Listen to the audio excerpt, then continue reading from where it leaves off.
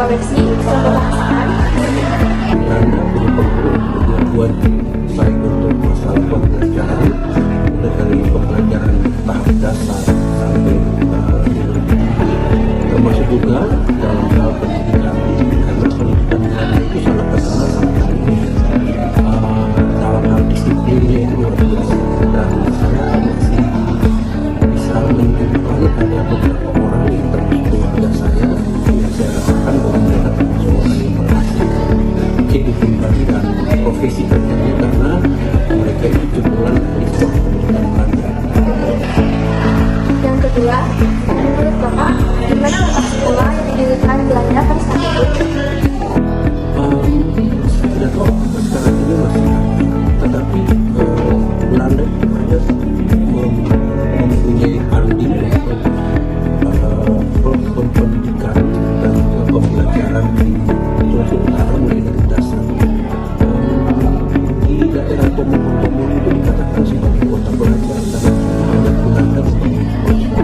Jadi kalau kalian pernah mendengar kesebutan Tomon itu adalah kota pendidikan, itu muncul karena pada waktu itu Belanda dia lebih membangun sekolah-sekolah dari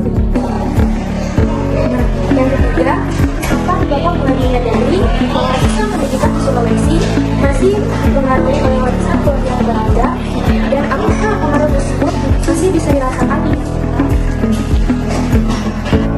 dalam sistem pendidikan Indonesia sekarang itu tidak ada yang namanya benar-benar bersih sistem Indonesia. Pengaruh dari sistem Belanda itu masih sangat kuat. Contohnya dalam hal pendisiplinan, dalam hal pendisiplinan. Mungkin kalau kita lihat dalam hal pendisiplinan itu rasanya sudah agak berkurang, tidak seperti dulu. Karena sekarang ini sudah ada lagi undang-undang perlindungan pada zaman dulu. Sehingga kalau pada zaman Belanda seorang guru seorang pendidik dia punya hak yang sangat mutlak dalam dia memberikan disiplin atau punishment kepada anak-anak. Kalau sekarang itu sudah tidak bisa karena ada undang-undang yang dimana. Saya masih ingat bahwa kita pernah melakukan bagaimana kita kalau masuk kelas itu diperiksa, kita dipakai artinya bersih atau kotor, tubuh kita itu akan kena sanksi seperti begitu. Nah, jadi kalau saya lihat disiplin daripada yang sekarang alami di sekolah itu lebih banyak dari konflik bersama. Kenapa? Karena kita ketika membuat satu disiplin akhirnya kita kenal yang namanya peraturan dan peraturan sekolah. Menurut Bapak, siapa saja yang terdampak oleh sistem pendidikan kolonial di Sulawesi pada masa itu?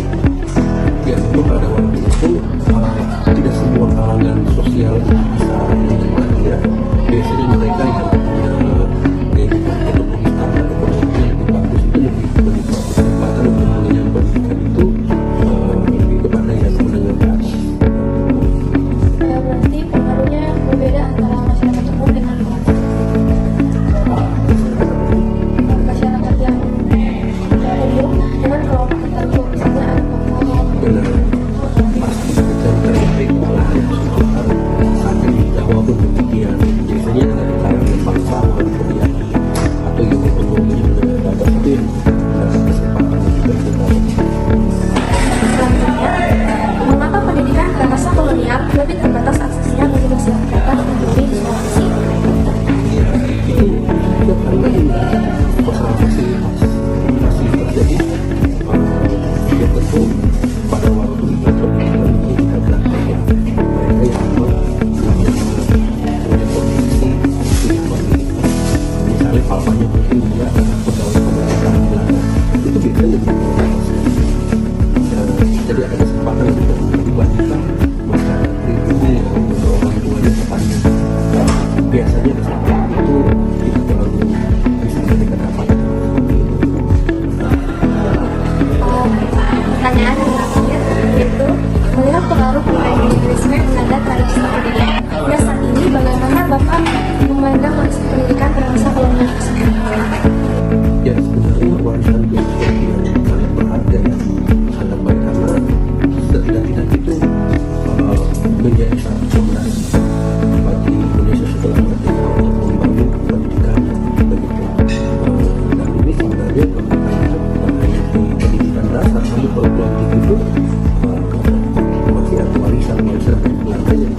kita masih ada. Sekian pertanyaan dari kami. Terima kasih Bapak sudah memberikan waktu untuk kami bertanya. Terima kasih. Melihat Ibu pernah merasakan masa pendidikan pada sistem kolonialisme Belanda, maka izinkan kami kelompok bertanya kepada Ibu. Dengan pertanyaan pertama, kapan Ibu mulai menyadari bahwa sistem pendidikan di Sulawesi masih dipengaruhi oleh warisan keluarga Belanda? Apakah pengaruh tersebut masih dirasakan hingga sekarang? Saya sadar ketika melihat pendidikan anak cucu saya SD, SMP, SMA. Pertanyaan kedua, menurut Ibu, siapa saja yang paling terdampak oleh sistem pendidikan kolonial di Sulawesi pada masa itu? Paling merasakan dampaknya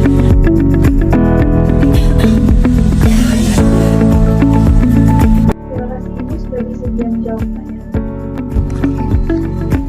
Dalam Amsal pasal 2 ayat 6-9, di situ dijelaskan bahwa sumber ilmu yang sejati itu berasal dari Tuhan, karena Tuhanlah yang memberi hikmat dan pengetahuan melalui firman-Nya kepada manusia. Kita harus menuntut ilmu dengan sikap takut akan Tuhan. Sikap takut akan Tuhan akan membuat kita jujur. Nah, dalam pembelajaran, sikap tersebut adalah bagian dari hikmat. Hikmat itu menuntun manusia untuk mengerti tentang kebenaran, keadilan, kejujuran, dan jalan yang baik. Ilmu atau hikmat dipelajari bukan hanya untuk pengetahuan atau tersimpan di kepala saja, tetapi kita harus masukkannya ke dalam hati serta melakukan dan menggunakan ilmu tersebut dalam kehidupan sehari-hari, sehingga itu menjadi kebiasaan yang benar dan bermanfaat. Ketika kita menuntut ilmu, hikmat dari Tuhan akan menolong kita agar tidak mudah terjebak dalam pengetahuan yang menyesatkan atau dipakai untuk hal yang salah, sehingga ia memberikan perlindungan dalam proses belajar, yang menjadi perisai bagi orang yang tidak dikenal. Sebagai ibu dan ibu zaman sekarang, saya sadar dan bangga apa yang dilakukan oleh orang-orang kita di masa lalu. Berjuang untuk negara sendiri hanya karena sebuah negara yang tidak berbeda. Jangan berpikir mereka bersalah. Meskipun tantangan Belanda di Indonesia membantu Indonesia untuk meningkatkan dalam ekonomi, dan membantu itu masyarakat Indonesia juga bisa berjuang secara akademik. Sebagai murid, saya menyadari bahwa tantangan masa belajar di Indonesia tidak hanya membangun teknologi, melainkan ada yang berbalik dalam sekitar usaha, terutama dalam bidang pendidikan.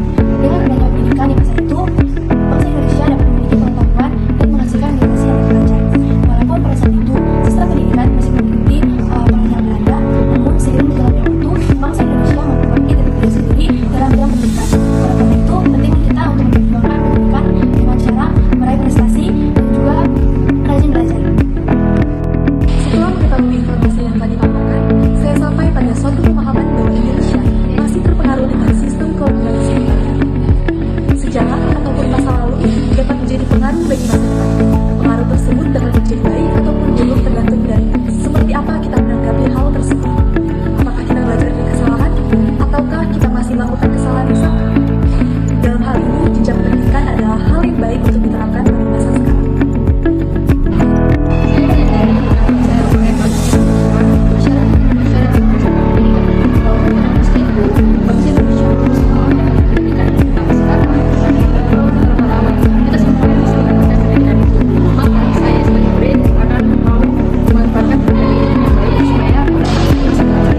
Jadi, kesimpulannya adalah Indonesia pada masa ini masih terpengaruh dengan masa kolonialisme Belanda. Sebagai bangsa Indonesia, mari kita bersama-sama memperhati warisan pendidikan oleh bangsa Belanda, walaupun pendidikan tersebut berasal dari masa penjajahan. Tetapi, kita harus bijak dalam menyikapinya sebagai dasar yang harus kita kembangkan dan kita perbaiki untuk masa depan bangsa.